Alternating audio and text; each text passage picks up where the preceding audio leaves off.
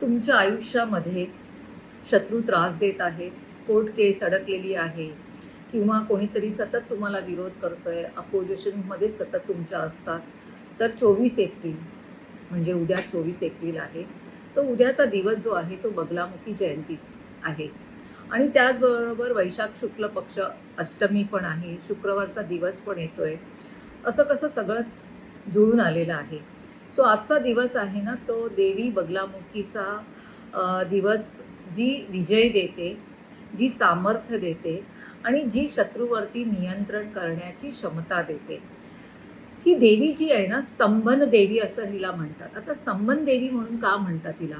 तर ह्याच्यासाठी म्हटलं जातं की स्तंभनचा अर्थ आहे विरोधकाची जी वाणी आहे, बुद्धी आहे आणि कृती आहे, ही थांबवण्याची क्षमता, पॉवर ह्या देवीमध्ये आहे.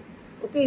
तर कोर्ट कचेरी असेल, वादविवाद असेल, तुमचे शत्रू असतील, काही नकारात्मक निगेटिव्ह ऊर्जा तुमच्या आजूबाजूला असेल, या सर्वांवरती विजय मिळवण्यासाठी बगलामुखी जयंती अतिशय उत्तम अशी मानली जाते, महत्त्वाची मानली जाते.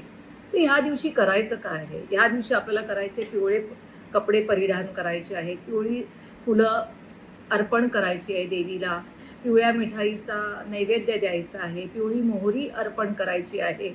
तर अशा पद्धतीने बगलामुखीची ही सेवा करायची आणि त्याचबरोबर तिचा एक मंत्र आहे.